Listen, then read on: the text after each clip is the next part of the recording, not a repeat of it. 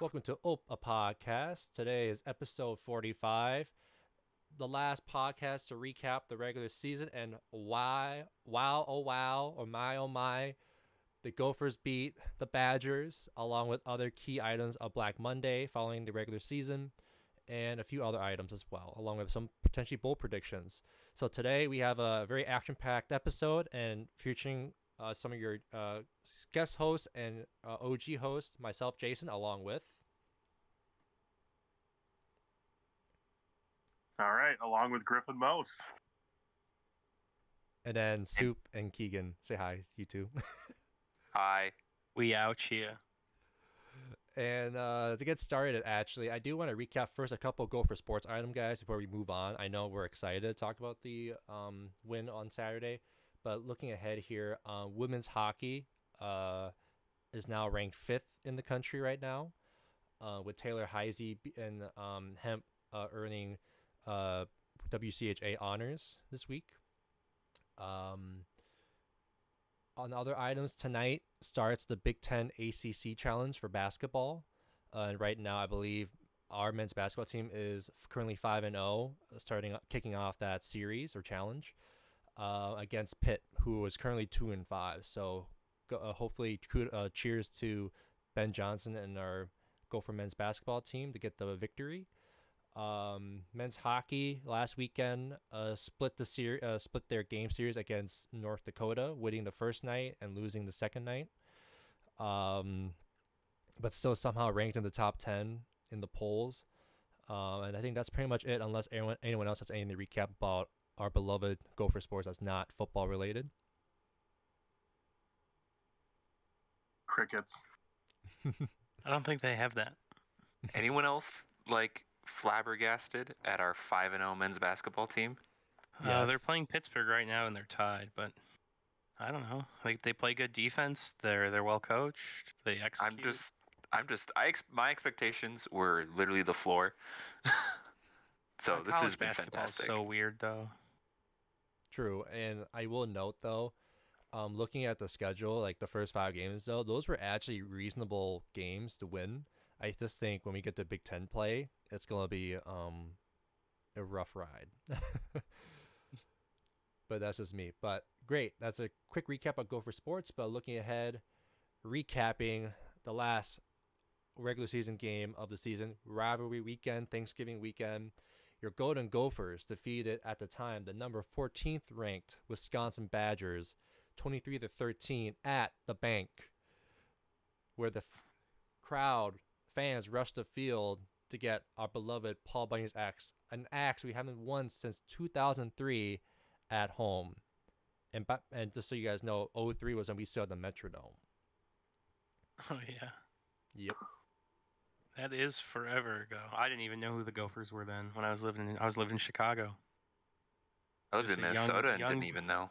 I was a young pup. We were all young pups. But I'm going to round up some few quick stats, guys. Again, we won the game 23-13. In terms of total yards, the Gophers had more at 274 versus Wisconsin's 233. Both teams each had 1 turnover. Time of possession, I'd say is pretty equal. Minnesota had 30 minutes and 10 seconds versus Wisconsin's 29 minutes and 50 seconds. And in terms of first downs, pretty equal as well. Wisconsin 17 versus ours 16. But for individual stats, Tanner Morgan had 11 receptions completed out of 16 for 199 yards, 1 TD and 1 INT, with a long being 36-yard reception, and took 3 sacks that game, versus Graham Mertz, who was 21 of 38 for 171 with 1 INT. For our rushing attack, Kai Thomas had 18 carries for 55 yards. Bucko had 12 for 40. Tanner had about 5 for 7. For receptions, Brevin Spanfor led the way at 3 for 62. Behind us, Bucko at 2 for 39. Crab at 2 for 37. Dalen 1 for 27. Daniel Jackson 2 for 26. And Mike Brown-Stevens 1 for 8. I believe Wisconsin's lead rusher was Braylon Allen, 17 of 55. Danny Davis was a lead receiver at 5 for 60. Defense had a solid day with Jack Gibbons leading the way with total tackles. Mark Crawford only had 3 punts this game. Then looking ahead as well, Matt Trinket had 3 field goals. All were good. Was 100% on that, and also 100% on PATs. So where do you want to start, guys, about how this game went? Hats off to Joe Rossi. My God, 6 points. That's it. Literally that, and the fact that Wisconsin's 5-star QB recruit averaged 4.5 yards a throw, that's horrendous, and just proves how Tanner Morgan and how efficient he was. He threw half the passes essentially as Graham Mertz, and he still had more yards. Like yeah, 10 air yards per attempt and 12 yards per attempt. Mm-hmm. It's straight. That's just straight sad. But it was kind of funny to look at when you have the passing, rushing, and receiving. They're all pretty even for the most part. But again, Wisconsin wasn't efficient in about anything that they did, and did not scheme very well. Whereas the Gophers, especially Joe Rossi, schemed. Well, I guess credit to the offense here for the Gophers too, but they definitely designed some offensive packages and actually were like reading what Wisconsin was giving them on defense. Yeah, they knew that Wisconsin was going to get aggressive when they started. They finally brought back the RPO game, which was great to see.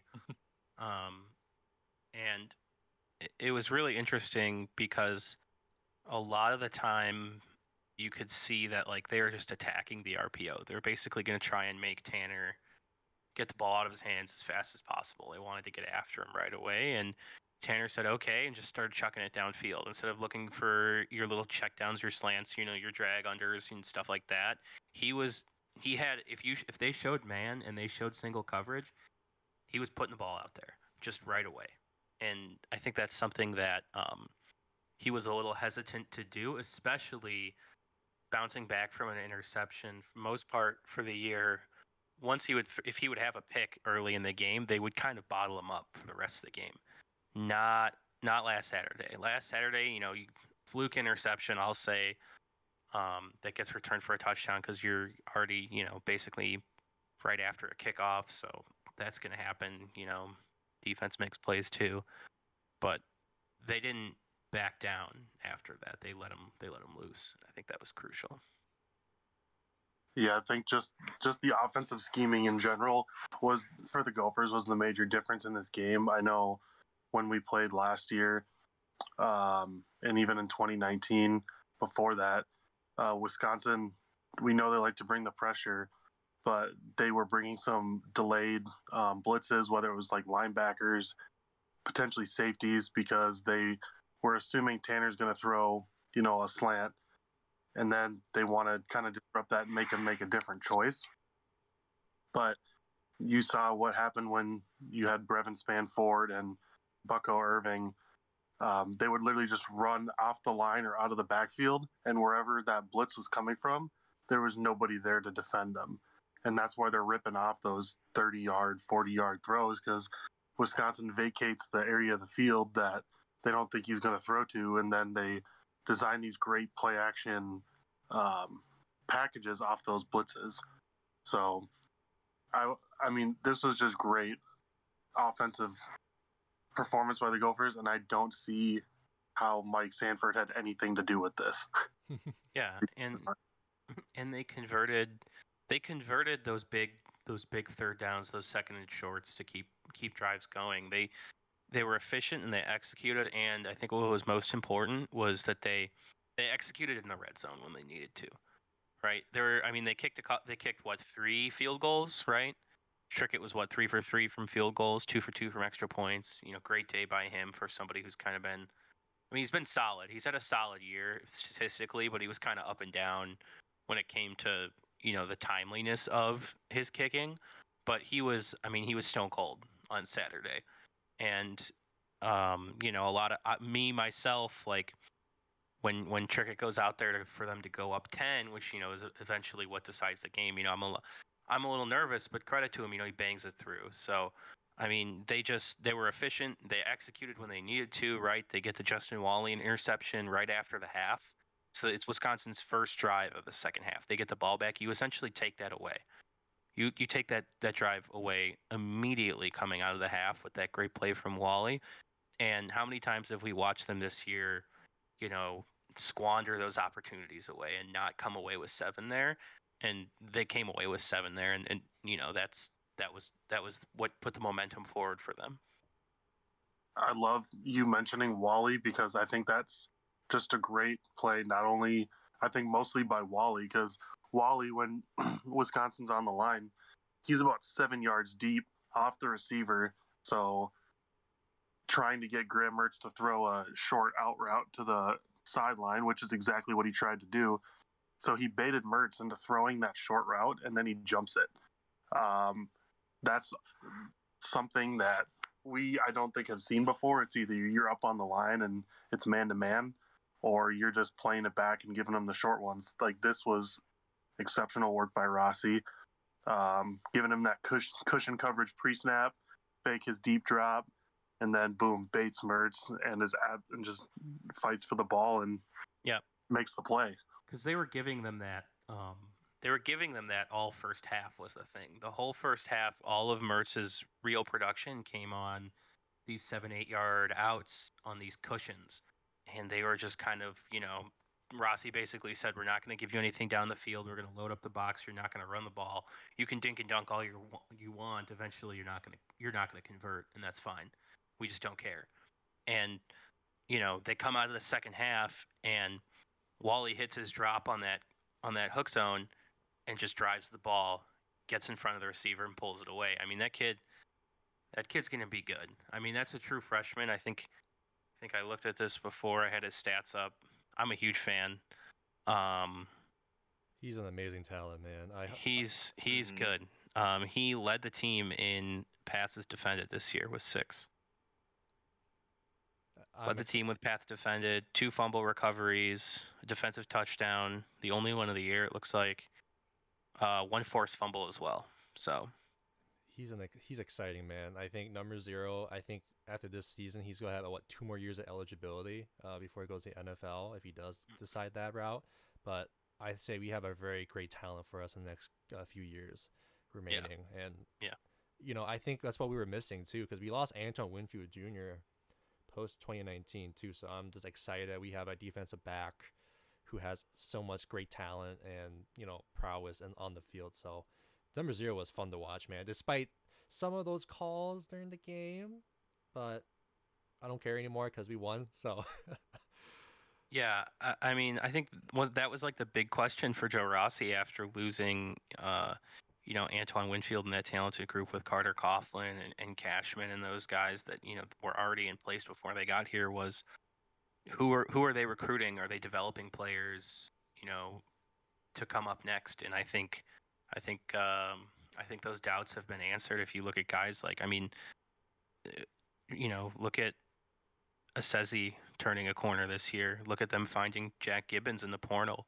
Mariano played way better this year. Tyler Newman was solid, really solid safety this year. And, they've shown that they've got guys and they're developing talent and they're coaching well on that side of the football. Mm-hmm. And I will say this, I know defense had a great day, but also offense was pretty solid. They did what they needed to win the game. But I will note a few key plays that got me excited, actually. So this is essentially right after the Justin Wally interception. So Tanner throws a pass to Brevin Spanford to the 2-3 yard line. Again, they blitzed him. Brevin was wide open and ran down the field to the red zone. But then the next key thing was my favorite lineup, which was that 9 offensive linemen? No, 8 offensive linemen. 8 offensive linemen with a tight end with Tanner and Kai. Out of the I formation. Out of the I formation offset. And we did the math for you, those of you listening or watching. We did the math of all the guys lined up for protection minus Tanner and Kai. That is 2,810 pounds of people pushing at that Wisconsin line. And then, of course, Kai runs it in on the outside zone for into the end zone for a touchdown. With the PAT, we're now up 13-10. I'd say that was a very great, crucial play. But also, as well, I was like, hey, I like this. And I think, I forgot who it was. I don't know if it was you, Soup, or was it Andrew Durkott, who posted on Twitter, like, if you still have NCAA 14, this is the particular play you can use in the game. I forgot what the play it was. It wasn't me, because I got no reception in the stadium, so Okay. I can't tweet. So it's probably Durkott then. Probably for the best. Yeah. And then a second key play was actually, I know we like to rave about our running backs, how hard they run, how well they run, and keep training their legs, as classic Minnesota running backs do.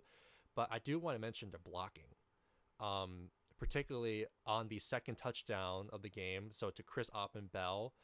So essentially, Kai Thomas picked up the blitz. So number 57, the linebacker, was about to rush through the gap between the guard and the center because they have their own gaps to fill with linemen up in their face. Kai picks it up, literally smacks him, and like pushes him down to the ground to his right, but still enough time for Tanner to, make the read, toss the ball to Chris, who did the rest, right, tiptoeing down the edge of the sideline there at the end for the touchdown. And of course, I will say Wisconsin's two defenders, their safety and one of the corners, ran into each other, so there's no one in the back end to defend. But besides that, Kai and Bucko did a very great, I believe more towards Kai, did a very great job blocking this game too, especially on those blitzes that protected Tanner, gave him time, gave him a clean pocket to throw the ball.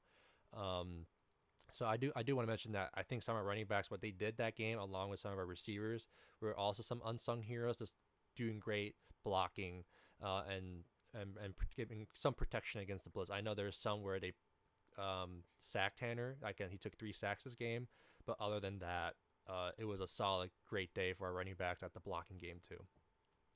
I want to just credit Keefe too on that same play you're referencing.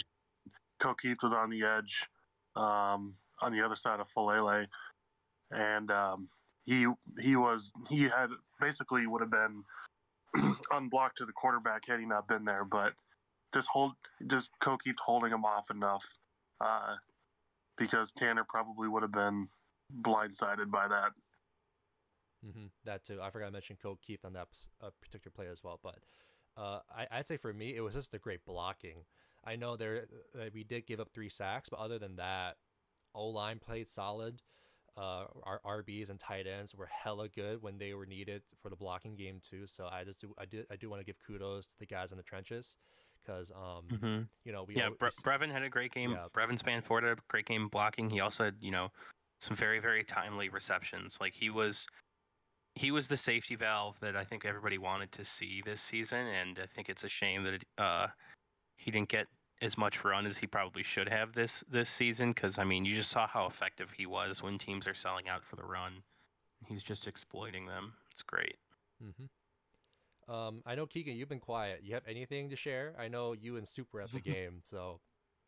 Yeah, I've been pretty quiet. I did not get a chance to rewatch the game because my seats are in the end zone, which is fantastic. But this just... I really want to go back and rewatch our offense with the Bowling Green game, because this just feels like a completely different just mindset of blocking up front compared to that game. And just I was just blown away with how the offense was doing in the trenches the entire game. I don't know, I was just blown away. It was so exciting to finally see them honestly be somewhat competent and fun to watch up front. Yeah, I will say that too. I think Wyatt and Griffin gave me shit for this when I made my pregame prediction last week. Where is it? I said we would win 38-21. And they thought I was drinking too much Kool-Aid that night. But no, that's how excited I was, because I know we took a shitter against Bowling Green on homecoming, and then again against the Illini this past season. But I think knowing PJ especially the loss to Iowa as well. We didn't get our business done, and with the potentially we could still win the Big Ten West outright if Nebraska had won. Hint, hint. How the fuck did you blow a three-score lead into the fourth quarter? Oh yes, you're Scott Frost. Never mind. That was the first thing I said, man. I'm jumping up and down, hugging my buddy Xander, who I sit at the games with, and I just look at him and I go, "Fucking Scott Frost, son of a bitch." Literally. Yeah, but other than that, like I knew it was gonna be a dogfight. I know that was a dogfight with Iowa and also a dogfight with Wisconsin. I think we played a clean game, and I think Griffin mentioned that, and you too, Soup. I think Mike Sanford's input in this game, like of course we saw the Mike Sanford developing plays as usual here and there. So many fades. Yeah, fades. Which but I think you guys are right because as to let our fans know, if you guys haven't been keeping up with the news, co-offensive coordinator and quarterbacks coach Mike Sanford Jr. would not be returning after 2 seasons with the Golden Gophers as OC. Still no word yet on who's going to take over that role full time, or if there's going to be another co-offensive coordinator system again. But Sanford's out after this, so as a result from Black Monday. But to go back to the game, it was a great game, guys. It was I was jumping up and down at home. I was watching it in my living room with my uncle, and there's a scene everyone rushed the field, and of course, the troll job jump around playing while all the fans were in the field. That was I felt so happy. And then of course get to see some of the pictures. I don't know who took these pictures, but they showed the pictures of the seniors chopping at the goalposts as well. And then I think Gopher Video getting them like they had like I think it was an assistant or a GA holding back a Sezi or Coney Durr. It's Coney. It was funny because Coney Durr was out in front, and then Philip Howard gets in front of him, and they back him down, and Coney's like 3 deep of people, and he's still the first one. It was so funny. He was like 3 deep on the sideline, and he still beats everybody to the X. Yep. And I will note this too. The seniors that played tonight that are not coming back, I think they were redshirt freshmen or redshirt sophomores when we last won the Axe in 18 as well. So it was like kind of full circle for them. So that was great. And now Gopher Sports and Football did tweet the video as well. They updated the score on it. So 2021 23 to 13 is now on the Axe. And two of the last 4. Yep. And I believe they're planning to chauffeur that trophy around because I think they Minnesota fans do miss that trophy. Oh, I'm sure they will. But that's all I have about the game. You guys have anything else about this victory? I think we could go on about a lot of different little things that I think we did right, but I think we covered the big ones. All right. Yeah, I think when it comes to protection, one of the interesting things they did was that they mixed a lot of the run looks that they have. They've been playing a lot of the run looks have been a lot of like zone concepts and stuff. Like that formation we keep going back to on the goal line is usually they showed that against Indiana, and they ran like an ISO play with like zone blocking scheme out of it. And then against Wisconsin here on the 2, they run the toss, but they run man concept blocking, which I think completely threw Wisconsin for a loop because they're crashing in expecting the ISO play because they're seeing the look that they run this zone ISO look out of. You catch him and then you catch him leaning. You seal the edge and Kai walks in. Right.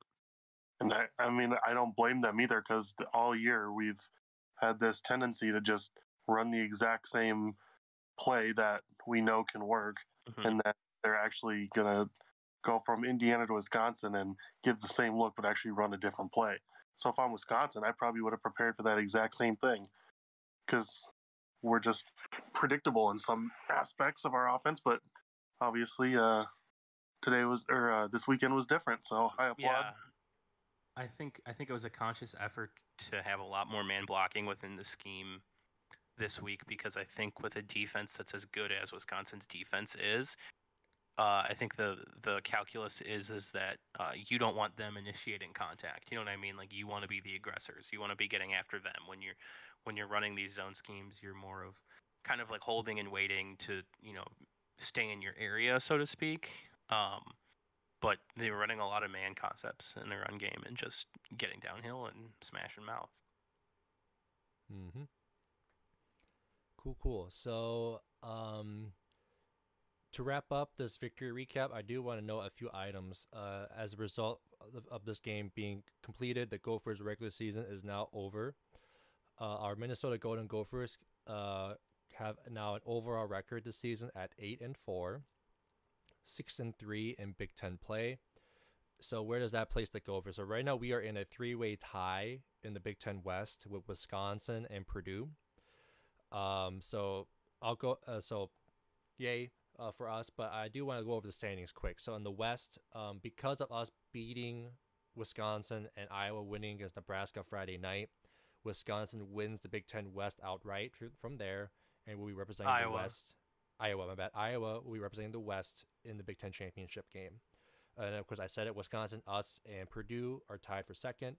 At fifth is the Illini, who finished the season at 5-7, 4-5 in conference play. Nebraska was 3-9 at 1-8 in conference play, and Northwestern was also at 3-9 at 1-8. I think both are tied for last place. I think. Good for them. But Northwestern, because they're off every other year, will come back next year, obviously. Also, I think we technically finished in second because we have the tiebreakers. Correct. Yeah. But yeah, that is correct as well. As for the Big Ten East, also another amazing game to see. Michigan beat the hell out of the Ohio State to go to 11-1 overall, 8-1 in the Big Ten East, and since beating Ohio State, they have the head-to-head. So Michigan will be representing the East in the Big Ten Championship. It'll be a Michigan versus Iowa game, which is actually, I don't know, guys. I think that's amazing. We don't have to see scarlet and gray and red and white again in the conference championship. Yeah, that'll be nice. So I get to see the blue. Was it the blue and maize and maize and blue or whatever? Maize and blue and the black and white. No, black and yellow. Black and yellow. Yeah. But Ohio State gets second. Michigan State was third. Penn State's fourth. Maryland's fifth. Rutgers is sixth, and Indiana's seventh. So essentially, Michigan, Ohio State, Michigan State, Penn State, Maryland, Iowa, Wisconsin, Minnesota, Purdue are bowl eligible, with Illinois and Rutgers at 5-7. So they could get a chance to go, assuming there's not enough 6-6 teams or above. So that's the quick Big Ten standing stuff. But I do want to move on and touch some recent news. So Black Monday, so we did mention it. So I'll start with this one. Mike Sanford would not be returning with the Golden Gophers. He's the only staff member on PJ's coaching staff that is not returning. Bing bong. I'm not sure anyone else. Hopefully no one else. I know he had a lot. PJ is known for turnover. I believe at least at his defensive backs coaches he had changeover on. Yeah, they've had a different one every year. Yeah, but I think that's defensive line. Chad Wilt, I think, is the first one to stay multiple years. Yep, along with the D line. So right now it's only OC and Mike Sanford. And I know you guys fans heard it earlier. We're happy about that as a collective group. But I think for some of our fans who don't know, I think, Soup, you want to best explain why we collectively have not been a fan of Mike Sanford during his time with the Gophers since 2020 till now?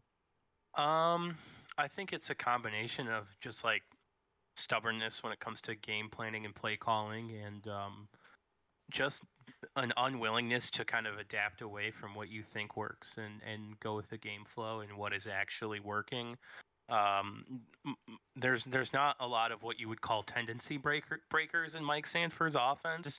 It's a lot of just vertical zone run with, slot fade mixed in and, deep crossers and stuff like that. You're not getting like your bread and butter college plays of your RPO slants, your mesh concepts, your digs, stuff like that, like stuff that really, really works, especially with the personnel that the Gophers have. I think a lot of the reason you saw such a vanilla run game from the run game is anything but vanilla. The Gophers did a really good job of really diversifying their run game, but the problem is that the pass game was not diverse at all, and I think that's why you saw the run game that you did this year, because they leaned on their personnel that they knew they had, right? They're extremely deep at running back. They're very experienced and talented on the offensive line, and they have good run blocking tight ends. And I think they just worried about their receivers executing and getting one-on-one separation in these developing concepts and these deeper concepts, but they also never really tried to get away from it. And I think that was the problem, is that you never throughout the year saw any sort of adjustments when it came to Mike Sanford's offense. It was the same thing every week from the pass game, and not really a lot of deviating from it, regardless of who you're playing or what the game flow was. Yep, and I know you mentioned it, Soup, but I will note as well, Mike Sanford's offense, while being a little bit vanilla and stubborn, but also he tends to lean more towards those long developing plays, making Tanner do what he's not good at, which is staying in the pocket as long as possible with the O-line protecting him to make those reads.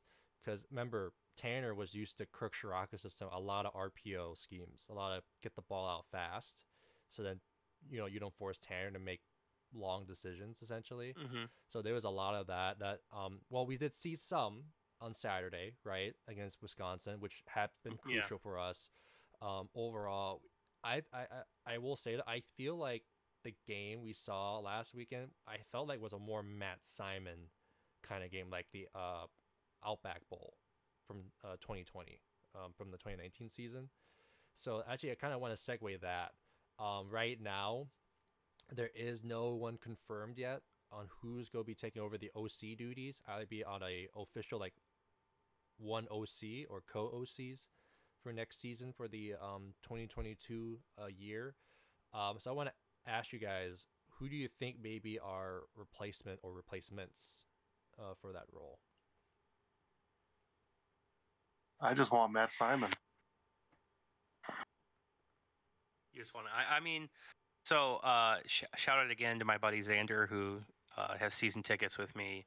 Also is a Gopher Illustrated member and is on the message board a lot and sends me tons of updates. Oh, nice. Yeah, so it's looking like, Ryan Burns is on there a ton. If you don't follow Ryan Burns and you're a Gopher football fan, what are you doing? But RB's on there saying basically that Matt Simon's the front runner probably, and with all the chaos going on in the coaching world yesterday, I think that's the reason they announced they're moving on from Sanford this early, is because they wanted to see if they could capitalize on the chaos at all and see if they could pull away, a talented OC who lost their head coach of some sort. But like, one of the cool little inside scoops that Burns has given out behind the paywall there at Gopher Illustrated is that Jacob Knuth, who's the incoming QB recruit, supposed to be pretty good, was a Mike Sanford recruit, and they sent Matt Simon out there to go talk to him.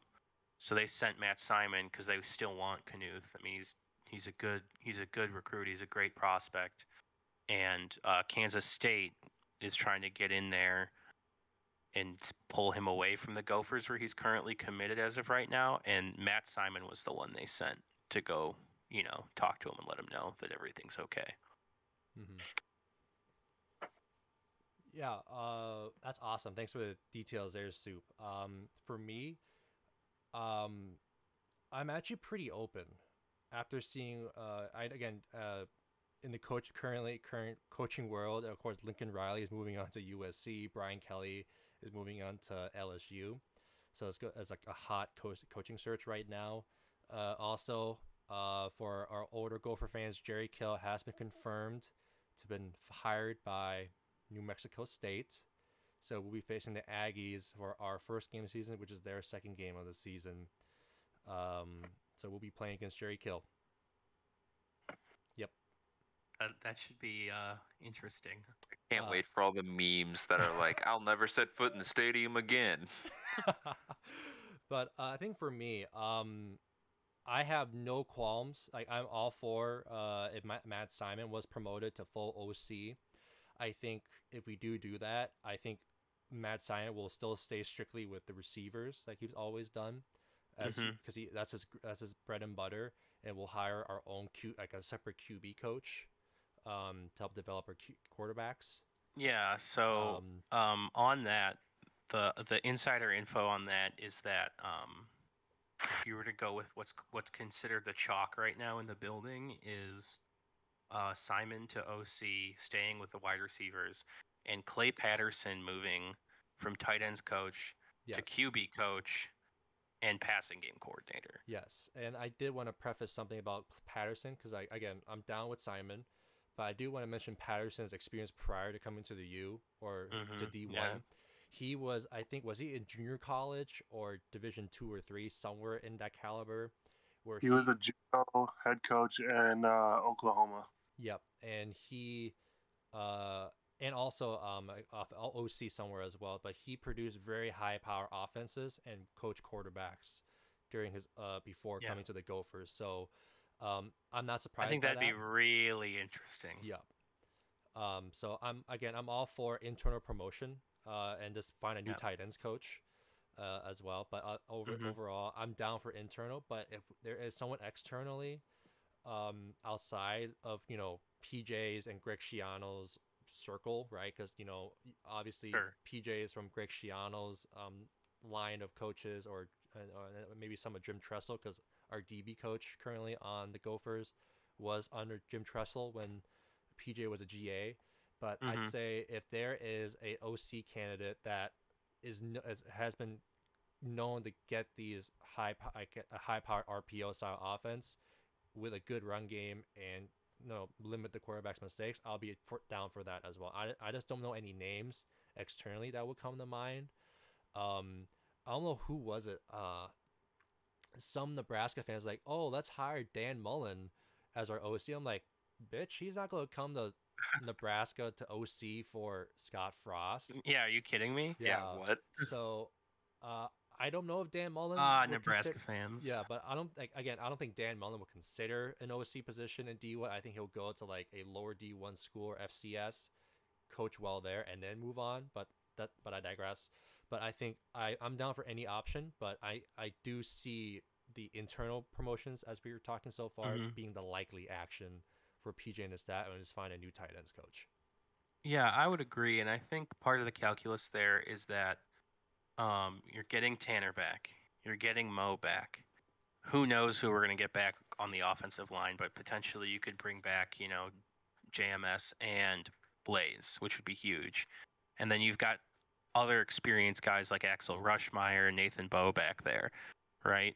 So I think the idea is that conceptually you don't want to change the offense too much from what they know, because you want to maximize this window with your personnel and really make a run at the Big Ten West again next year if you're returning most of the same guys. Now, I think the biggest problem they're going to have in the offseason is addressing the talent in the receiver room, because I think we saw at times this year is basically Chris or bust when it came to getting separation and big plays out of your receivers. Let's see here. Yeah. I don't know. I think that's it on the OC side of things. Anything else on that major development?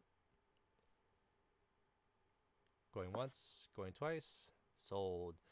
All right, next up, boys, we have a very lengthy transfer portal action that happened on Monday and today, and it may change in the coming days as well. But to start off, I'm just going to start off from position group wise and go down, okay? So let's start off. So two names that enter the transfer portal for the quarterbacks. Quarterbacks Zach Annexstad, who for our fans, if they recall, Zach Annexstad won the starting job back in 2018, played about 6 to 7 games that season before getting sidelined with injury, and Tanner took over. Moving on, of course, to find starting time. And another quarterback, 4-star prospect from Texas, was Jacob Clark, who has put his name on the transfer portal as well. So the only remaining scholarship quarterbacks on the roster directly is Tanner Morgan, Cole Kramer, and Ethan Kalakikmanis is left. Along, of course, Jacob Knuth, who is currently a commit for us, but hasn't signed his letter of intent yet next month. But he could be our fourth quarterback, scholarship quarterback on roster for 2022. So any notes or comments about our two quarterbacks that are transferring out? Or that's in the portal, my bad. I think the big thing is I don't blame them for at least looking. Yeah. I understand Zach. He's been a starter even if it was for 6 games, but he wants playing time. I mean, that's just what you're going to get when you have... He's shown he's capable of it, too. Yep. Exactly. And I will note this as well. I don't know if you guys saw their Twitter post about their letters, like their letter to the fan base and their teammates and the coaches and the fans about their departure to enter the transfer portal. All the players that did that, very, very classy letters to us. Like, if you just saw, like, you know, some of the players that did not do that, like, you know, I don't want to put it on the bus, but Cam Wiley and Curtis Dunlap, they didn't do that. At least I didn't notice them doing that. But the ones that waited out for the end of the season, let the season go, and then did do that, kudos to them. Very well written letters by all the players that did that on Black Monday, Tuesday. But yes, I do agree. Zach, I'm more hurt by that because if Tanner goes down, we've lost essentially someone who has the most experience outside of Cole. But then Jacob, I understand that too. When Tanner came back, I know why I know this as well off air prior to the podcast, that when Tanner said he came back, we're bound to lose guys either way. So yeah, that's the room was just going to be too crowded. Yep. So that's my thoughts on that with the two guys leaving. But again, we still have a stable guy in Tanner, but and then of course Cole Kramer, who is our Wildcat package, and I will say has thrown some touchdown passes this season. I will say that. Yeah, I think from what I've read again on the message board, it kind of sounds like they think Ethan needs like one more year to really hone it down. And I think, you know, maybe he'll fall into that backup role between him and Cole Kramer. I think they'll kind of duke it out for that 2 spot on the roster, and then Knuth will probably redshirt if he does sign his letter. Anything else on the quarterbacks? We good? Cool. So running backs, right now the only one transferring, or as in the transfer portal, is Cam Wiley. He was in there since I think a third of the way through the season, if I remember correctly. But confirmed returning is Mo Ibrahim, Kai Thomas, Bucko, and right now TBDs I think is Bryce Williams and Trey Potts. Both players also suffered season-ending injuries this past season. Any news on that or any comments on that, guys? No, besides only Cam being the transfer portal candidate from that. Yeah, I mean, Cam was just getting pushed down the depth chart by talent. That's, you know, that is what it is. I think when it comes to Bryce and Trey, I just hope both of them get healthy. I could see a scenario where a guy like Trey might retire medically, no matter how good he is, because he's just had so many injuries, and he's such a young kid, and his body's already so beat up. You know, I would hate to see something like that. And, you know, Bryce Williams, too, is kind of in the same boat there of just having a lot of injuries for young players. And I think they both have big decisions to make when you look at the depth chart as well. But, you know, whatever decision they make, you know, at least, you know, this staff is very open to helping these kids. You know, if they do decide to transfer, of helping them find, you know, their next place, or, you know, just allowing, you know, just they've taken care of both of those players during the season, and I think I just hope they get healthy mainly. That's what I'm saying. All right. The next group is the wide receivers. So we actually have a crowded room at wide receiver guys. That's on scholarship. So right now, the only one that's in the transfer portal is Dylan Hillard McGill, who was a true freshman this past season. Graduating is Clay Geary. And as for, I think those that's so far as we know they're staying is Crab, Daniel Jackson, Mike Brown Stevens, Dalen Wright, Peter Odoybook, Douglas Emilian, Jonathan Mann, Lemeki Brockington, Brady Boyd. Is your remaining scholarship receivers. And I will say this is an opinion of mine, and I've been seeing this on Twitter and on Daily Gopher message boards. I expect at least another 1 or 2 wide receivers to probably go for the portal. With the amount of talent ahead of them, I'm just worried that because I think Crab has 1 more year eligibility, and I think he's coming back. So it's going to be a crowded room to get a starting spot, at least in the first 4 positions at receiver. But yeah, any comments or notes on that? It looks like they also have 1, 2 commits incoming as well. Mm-hmm. Yep. The Gophers are like finally becoming an old team on the block, not just, oh, we're young, we're PJ's young team. It's it's an interesting change and like very welcome. Even though like we are losing some guys to the transfer portal, but like, yeah, we're an older team now. Yep. That's what happens when you have a successful program. Is you're gonna lose out on people, and it is what it is. It's an unfortunate, but it's like very. I don't even want to say it's a good thing, but it's. I'd say it's the nature of the current climate of college football. Like if this was like 10 years ago, it would have been very, very different, obviously. But with the current climate of college football, I'd say this is healthy. It's reasonable to expect guys in the transfer portal as that is what it's available to or how it's done now.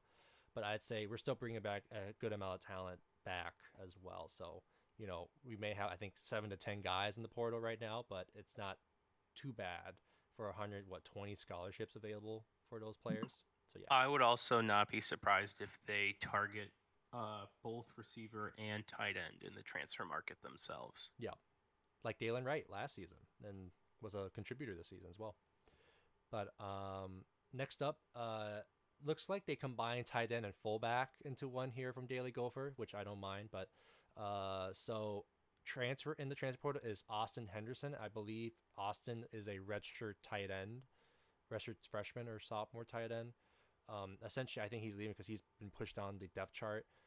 Graduating is Coke Keeft, and I believe Bryce Witham medically retired prior to the season. So returning, obviously, is our boy, Brevin Spanford, number 88. Then behind him... Give the man the football. I know. Behind him is Namdi Adim Madumudir, or Madumudir, and Jameson Gears is left at tight end for that. I think they had a tight end transfer. Now that I think of it, give me a second. That's what I thought too, but I'm just going off of what Daily Gopher is and correlating that to the Gopher Sports website, unless I missed something.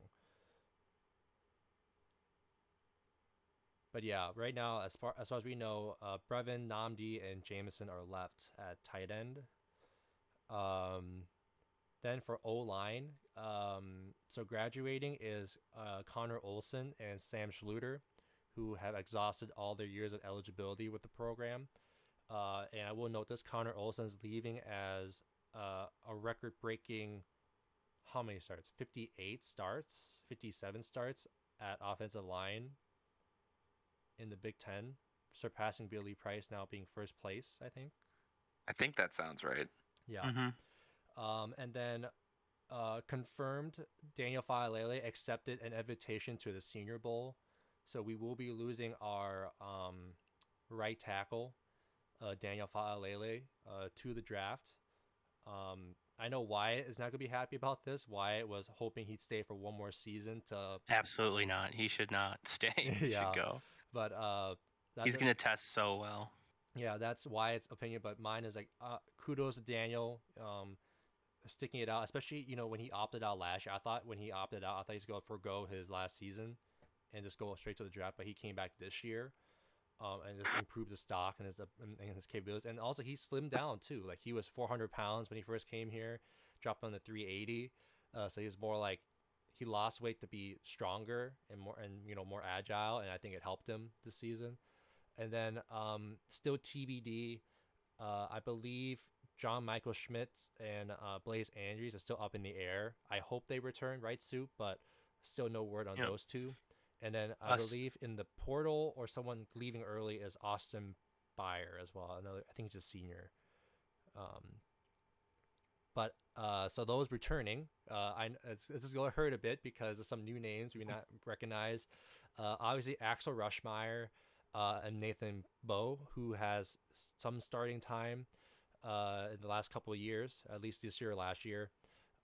Then Carter Shaw, Tyler Cooper, JJ Gade, Ariante Arisi, Martez Lewis, Terrell Lawrence, Cameron James, Logan Purcell, and Saya Mapakaitolo are also scholarship O-linemen on our roster right now. And I believe, Soup, you mentioned that Axel Rushmeyer is a special teamer offensive lineman, and Nathan Bowe has been on some of those packages we have too. Like I think both Axel and Nathan were on that 8 lineman package. Yep. On the you had Rushmeyer lined up as a fullback. Yeah.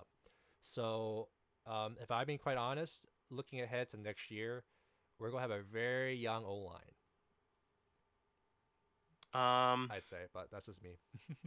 I mean, Rushmeyer's a redshirt senior. So I mean, he's old. I hope Blaze comes back to break Connor Olson's record. That would be hilarious. Yeah, that'd be perfect. Ariante Ursay is going to be a pretty good player, I think. Yeah. I think that's a name to watch out for. Please, just Blaze and John come back, or at least one of you, at least Blaze, so that we can have at least one solid guy in the O-line to keep these guys in shape. Yeah. One known quantity. Yep. But would you guys be surprised, though, if we hit the portal for that position, though?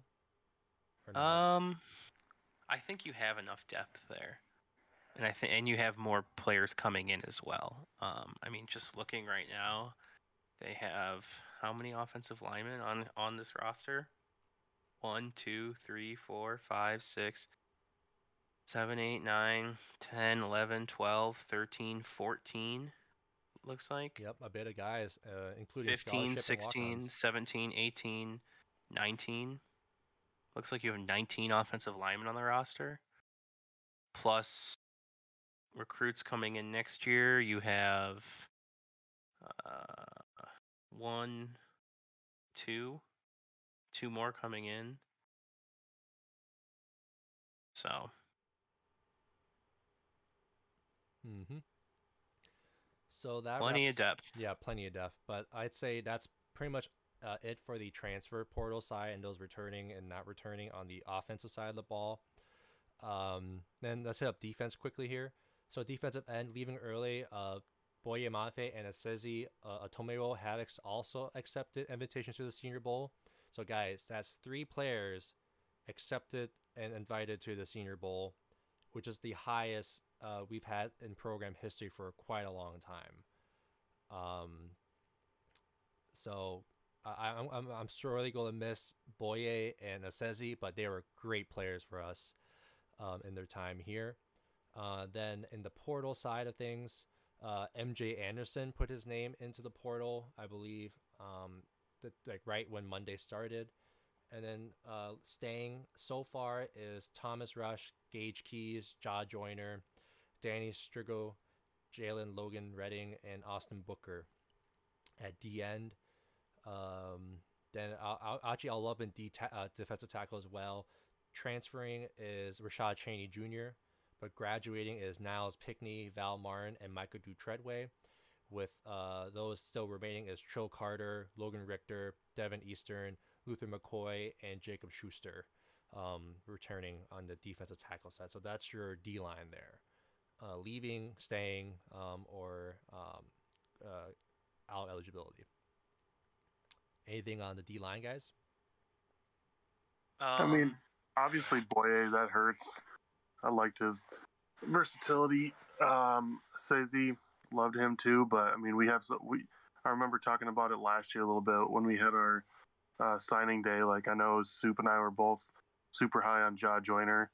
I think once he's experienced enough, he will fill in just fine. Yep, and while we're talking about the D line, so you have Boye Mafe leading the way this year in both sacks and tackles for loss. 6 sacks, 9 tackles for loss. Who do you think is second in sacks? On just the line? On all of defense. All of defense. Was it Mariano? Anyone else? I was just going to say Gibbons. I was going to say Mariano. It's Thomas Rush with 5.5 sacks. Thomas Rush? I did not think about that. And so Boye's got 9 tackles for loss. Your next closest has 7.5, and that is Thomas Rush again. Damn. I know I judged Thomas Rush badly last season in 2020, but you go, boy, you go. Yeah, so I think that's something to be excited about. Definitely not what I expected looking over the stats here, but definitely made me pick up an eyebrow. And he's been a really good player for them. He's very quick off the edge. He's long. I think he might need to get a little stronger at the point of attack to defend the run better. But I mean, that's exactly what we said about Boye last year, and he did that and more this year. So, Chad Wilt, I'm sure, is on it, and it'll be really interesting, I think, to see Thomas Rush next year. Yeah, I'm excited now that you mentioned it. Anything else? I will say though, I'm gonna miss some of the guys that have been helping us on the tackle side of it. Like, I know Niles Pickney was essentially a 1-year rental for us, but Niles was a great force in the interior. He was awesome. I know Micah was a transfer from Notre Dame who had a few years of eligibility left.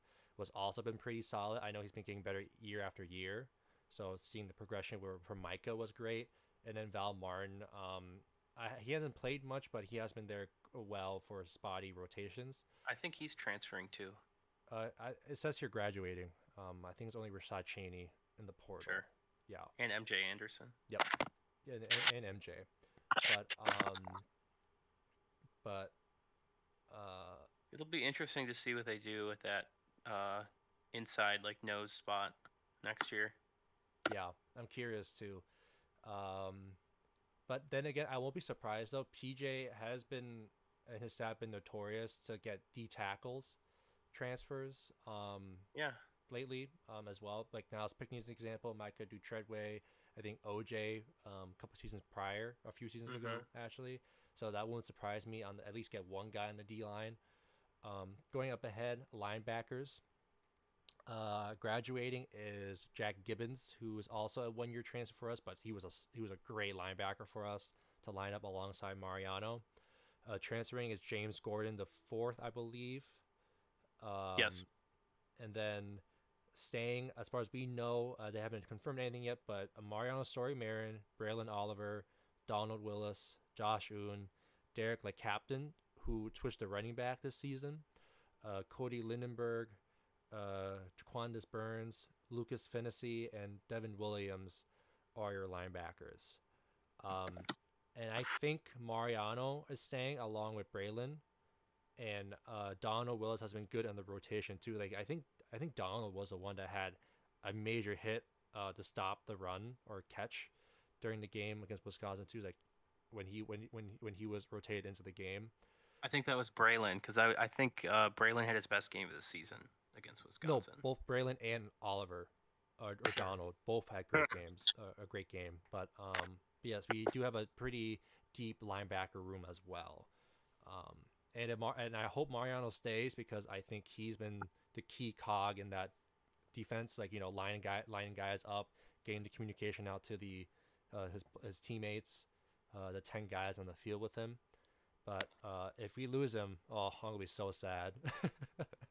But if Mario stays, more happier. But anything on the linebackers for you guys? Jaquandis Burns. I'd like to see him take a step. All right. Anyone else? Cool. All right. So I'm going to lump the defensive backs together, boys. So graduating is Tony Durr, Philip Howard, Justice Harris, and Calvin Swenson. No transfers in the portal. As for returning players, Justin Wally, Terrell Smith, Stephen Ortiz Jr., Solomon Brown, Miles Fleming, Jalen Glaze, Victor Pless, Jordan Howden, Tyler Nubin, Michael Dixon, and Darius Green in the defensive back room. That's so far as we're aware of is returning, or they haven't confirmed if they're leaving or not. So obviously happy Justin Wally is staying. Obviously, the guy is great. And actually, I'm surprised that Jordan Howden was still left. I think he's still eligibility, I think, for one more year. I was surprised that he didn't decide to leave. But other than that, yeah, Howden was solid. It'll be nice to keep him around on the back end, have some experience there. Yep. Anything else on our DBs here? Justin Wally show. All right, so to recap everything, leaving or hitting the portal so far is Annexstad, Clark, Wiley, McGill, Henderson, Gordon, Anderson, and Cheney, along with Faalele, Bayer, Mafe, Otomewo, and still TBD on Andrews and John Michael Schmitz, but at least that side. And for sure expect some names for PJ and the staff to pick up in the transfer portal for signing day as well. I believe that's all I have to cover, guys. Anything else you want to, like, any hot takes or any discussion points you want to bring up before we wrap up the podcast? Really quick, it looks like Jerry Kill has given a quote saying he thinks he'll get booed in his return to Minnesota for the 2022 season opener. He's eager for his chance to play, though. It says, "I want to show people that, hey, you counted the old man out. You're wrong. I'm back." Which, if I remember correctly, he is counted not really himself what out. happened, because I believe he retired. Yes, before the Michigan game.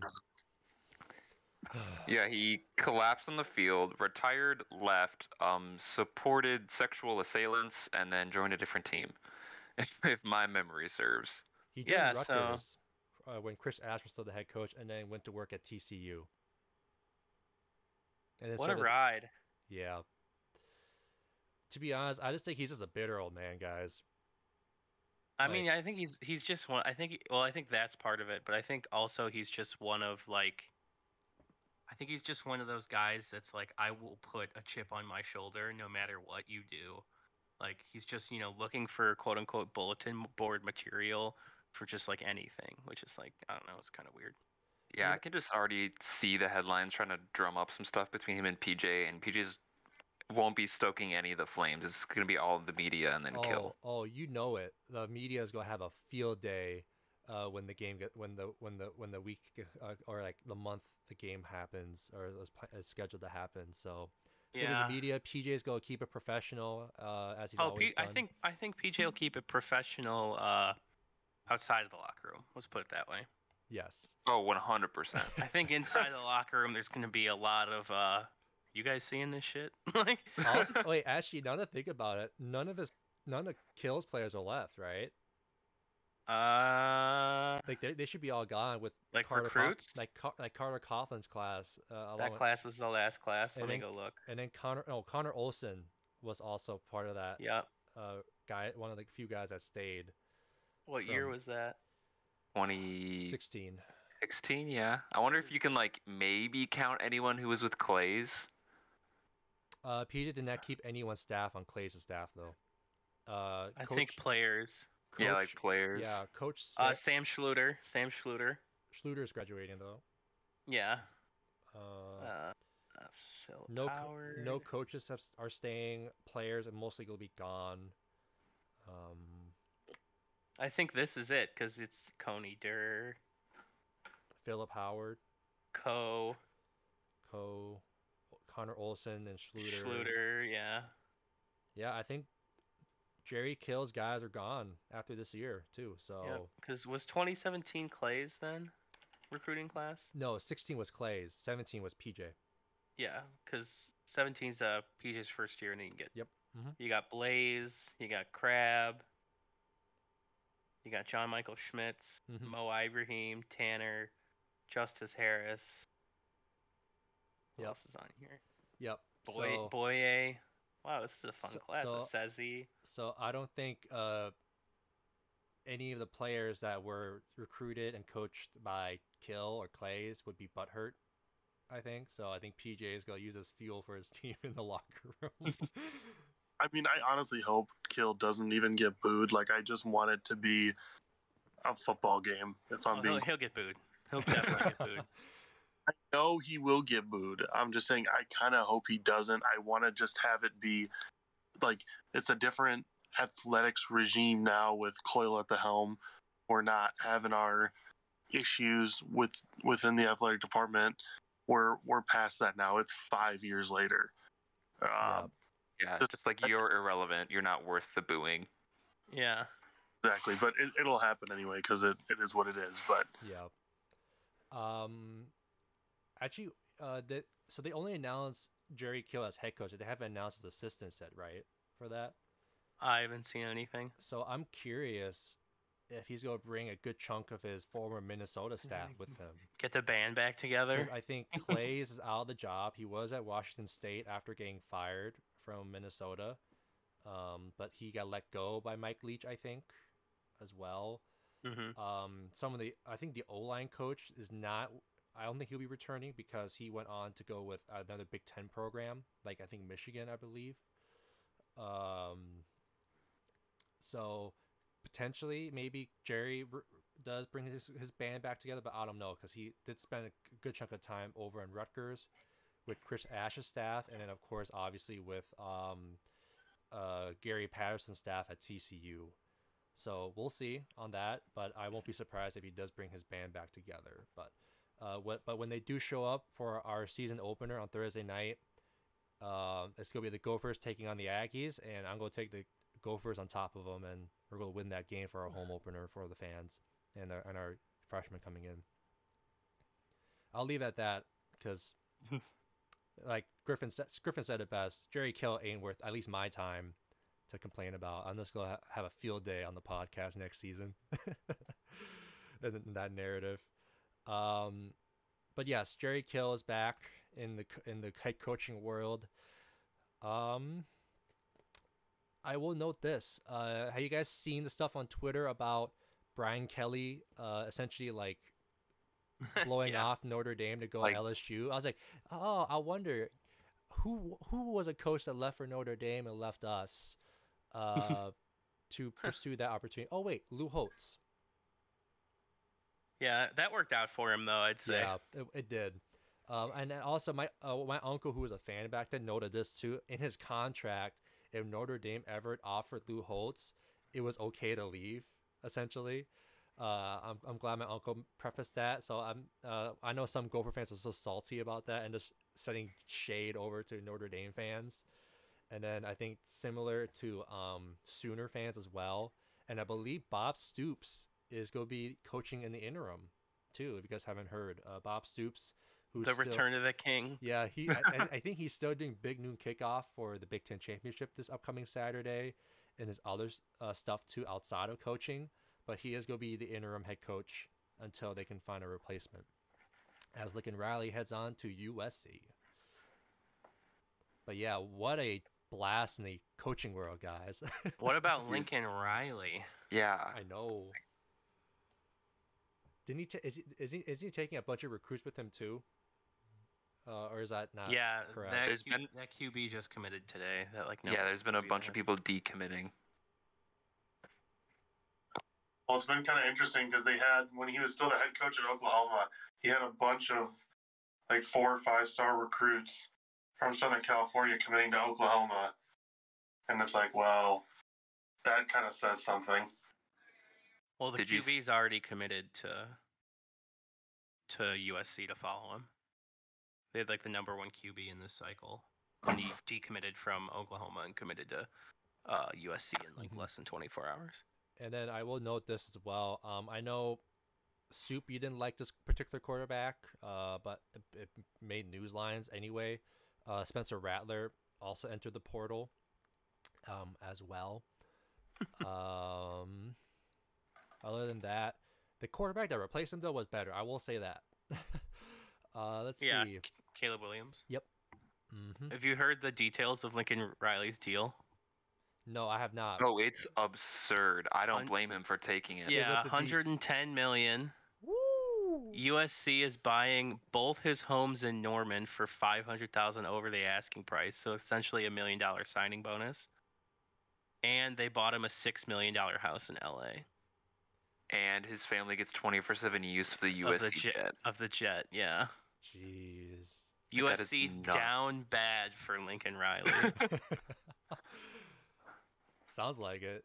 Did you see all like what he said, like how it transpired? He was like, "Oh, like the game ended, and they just USC, as they were searching for a coach for the past 2 months, just happened to contact him Saturday night, and had the deal on a Zoom call finalized like Sunday morning." Like that did not happen in the span of 12 hours, no, dude. That had to happen over the 2-month span, because I remember people quoted this too. He shot down the news of his of possibly filling the LSU vacancy, but no one ever asked him about USC. And I love the story of how people are like, I think I kind of agree. I don't think he was down for Oklahoma to join the SEC.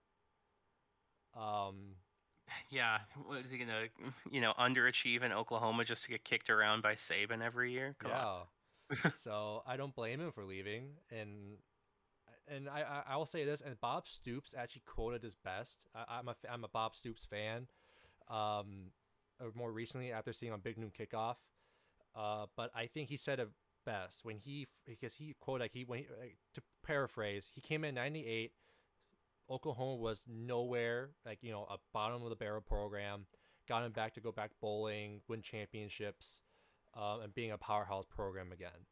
And Stoops has said this best. We're going to be okay. Oklahoma is going to be okay. Let your AD and the university find your replacement. I will handle things in the interim, and then once that's done, I'm out. But Stoops said it best. I think Oklahoma fans are just overreacting. I know it's not great news, but I think he said it best. They're going to be fine. Yeah, they'll be okay. I thought it was really funny. I saw a tweet from, I think it was SportsCenter or maybe ESPN College Football, that Lincoln Riley, here it is. USC Football tweeted today a quote from Lincoln Riley that said, "This is going to be the mecca of college football." And then Isaiah Thomas, who's currently a defensive lineman for Oklahoma, replied to the tweet and said, "He told us this last week." Oof. Yeah. Not Have great, you seen Bob. all the? Oh yeah, have you seen all the tweets from like the campus? There's just like traitor signs everywhere. And in other news, Urban Meyer shot down news of going back to college football as well. So that's confirmed then. That's definitely happening. Hey, Notre Dame, what's up? Yeah, I think was it Notre Dame that people were linking him to? I mean, that's the only one left, right? Yeah. It's either him or like Luke Fickell, right? Yeah. What you guys think? Actually, question. I know Cincy is number 4, but do you guys think Luke Fickell will leave Cincinnati after the season? Or not? I don't know. It's tough because like this is, I mean, it's kind of the dream scenario for them this year with the way the playoffs shaking out, and in their conference, it's going to be really hard for them to consistently be considered a top 4 team. So I think if the college football playoff doesn't expand in the off season, there's a better chance he leaves. But I think if it does expand to 8 or 12 teams, I think there's more incentive for these coaches in like your group of 5 conferences to stick around and just play well, because I think they feel like they'll have a better chance of being recognized. To be honest, I think he might leave, no matter what. Wouldn't surprise me if he's the guy to go to Norman or to, I'd say maybe Notre Dame. I mean, if either of those places, back up the Brinks truck, it's hard to say no. Yeah. Bring the moolah. Yeah, I don't see him like. The only way in my mind that he would for sure stay would be them straight up switching conferences, and that's not going to happen. Yeah. Like overnight. Because he obviously like has bigger dreams than what Cincinnati has potential for at the moment. Just like with the hand they've been dealt in their conference. Like they were lucky this year they were able to play a good Notre Dame team and like prove them that way, and then just wipe the floor the rest of the season, which like finally got them noticed. Yep. It's not going to happen every year. It looks like Griffin's getting ready for a Wild game, I think, or a hockey game. Is that right, Griffin? Yes, sir. All right, so let's wrap this up. One more thing. I want to ask you guys, just rattle off a name. This Saturday is the Big Ten Championship, Iowa versus Michigan. Give me the team that you want to win. Go. Michigan. Go Blue. Michigan. It would depend. Like if it was Purdue, I'd honestly cheer for Purdue. True. Just because it would Chaos. be nice just to have a team in the West. I- But we're talking Iowa, so screw them. Yeah, I'm all for the Big Ten imploding on themselves every year, but I do not want Iowa. We can't let race. Yeah. Cool. So, everyone, thank you so much. First of all, you guys, the crew for today, for the more longer podcast than usual. Thank you to our listeners and viewers listening to us today as of Tuesday the 30th or tomorrow, December 1st, Wednesday. But thank you so much for joining us for this 2021 regular season. Rough plan is we may come back once they announce the bowl games next upcoming Sunday. But we may not. But if not, we'd like to wish you all the best. Have a very fun, safe, and great holiday season. And we hope to return soon for more podcasting up ahead, either be the bowl game stuff or postseason or spring game. But other than that, thank you for your time. Have a great time of your own, and we'll see y'all next time. And again, I'm one of your hosts, Jason O, along with Griffin Most. Keegan Bunker. And Soup. and we'll see y'all next time. And